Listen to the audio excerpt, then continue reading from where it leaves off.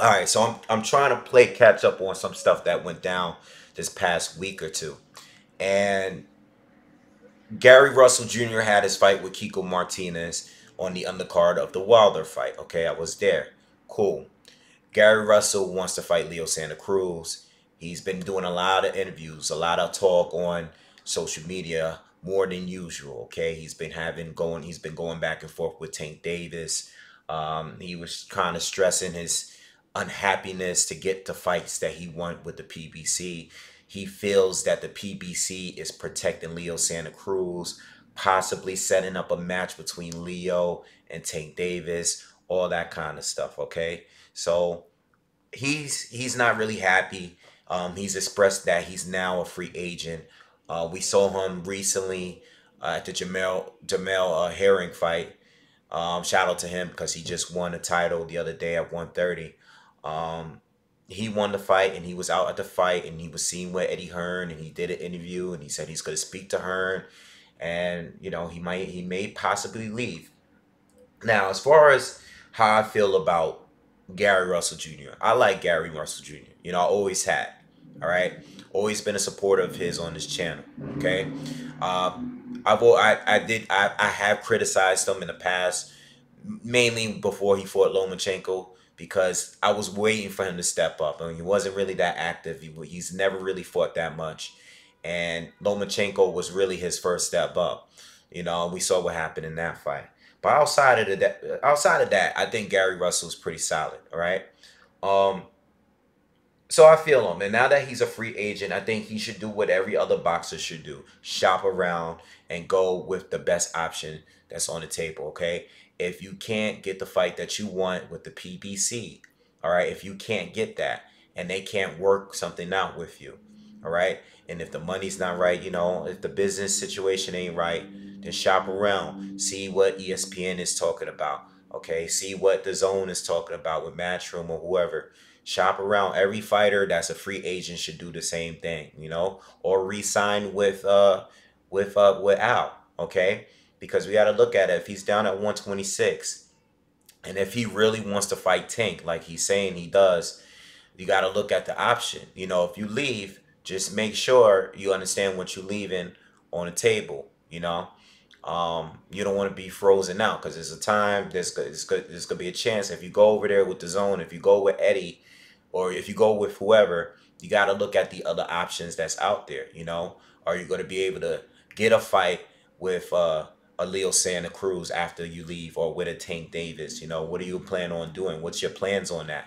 Okay, who's out there? Look at the other champions. You got who else is that a champion at 130? Jeez, you got Oscar Valdez still out there. You got Josh Warrington out there. See where you can get the fights that you want, and see where if you can get the money you want. So you just got to figure all that out. All right. So that's what I feel like he should do. Now, as far as Tank Davis, leave Tank Davis alone. Let's leave that alone. First of all, as far as Tank, I'm kind of tired of him fighting blown up 126 fighters.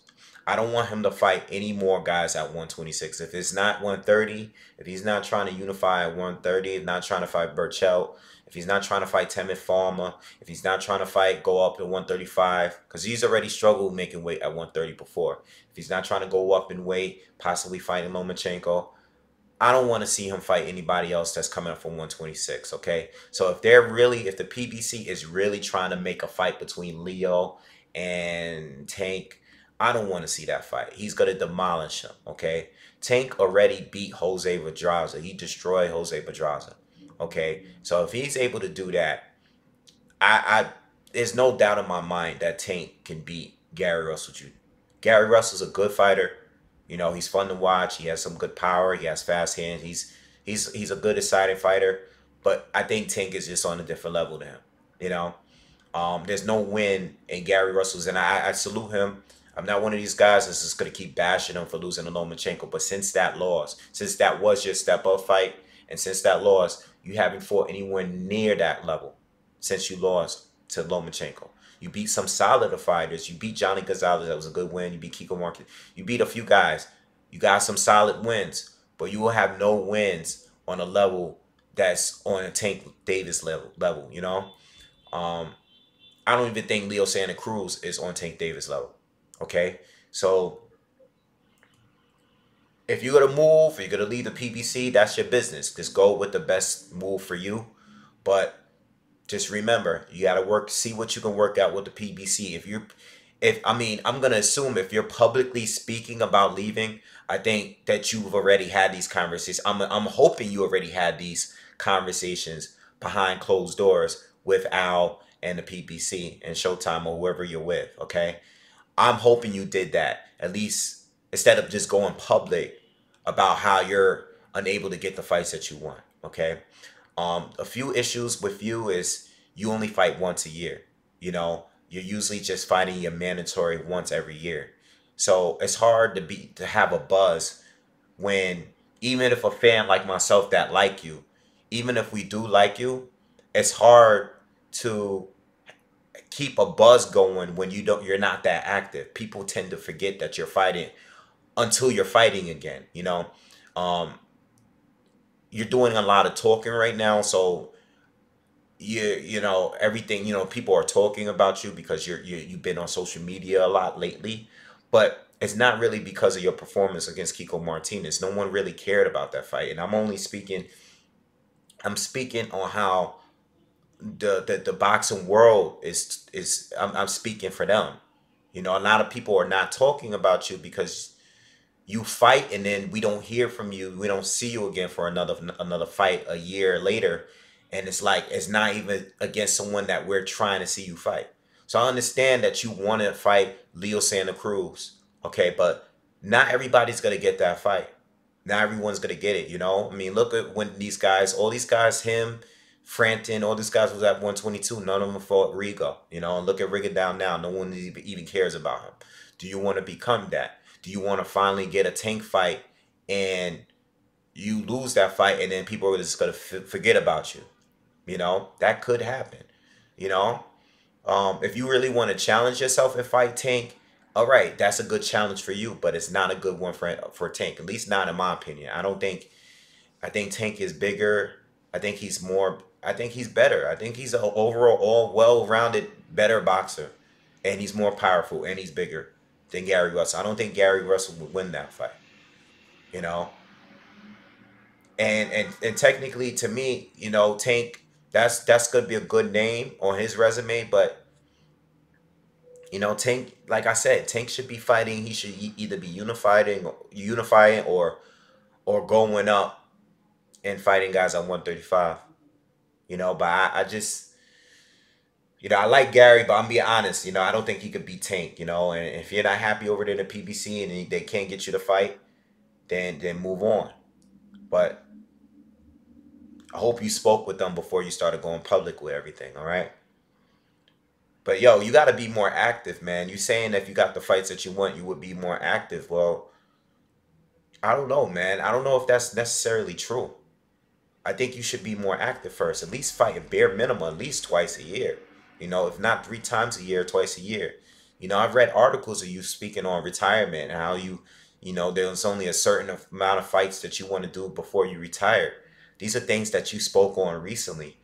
And I don't know, you just strike me as a guy that you just want a big payday, you want to be on your way. You're not really that active enough. You're very talented, but you don't seem like you have that much love for the sport.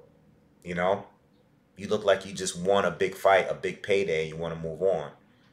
You know, it just doesn't strike me like you love it like that. You know, you just do it because you have to, because you're nice with the hands, you could fight, but you're not active enough. You're barely fighting, and just to come out and start going crazy, calling out these guys are going to keep fighting and making their money without you. You know, and if you can't secure a fight with PBC, then move on. But just make sure whatever you're moving on to, can they secure the fight that you want over there, wherever you decide to go. But definitely shop around and definitely speak with Al and see what he can do for you. Because I don't know, you know, I don't know. I'm just a fan on the outside looking in, but Al doesn't strike me. Al Heyman doesn't strike me as a fighter that makes other fighters fight. You know, Al strikes me as a guy that would shut down a fight from happening. You know, if you go on the outside, you try to make a move that he doesn't like, he'll shut stuff down. You know, that seemed like it when, you know, these guys were, look at the Rock Nation situation. You know, when they started coming, it seemed like a lot of fighters, they was trying to pull other fighters. Al wasn't having that. It looks like Al was shutting a lot of that stuff down. But when it comes to his fighters, he lets their fighters do, his fighters do what they want to do.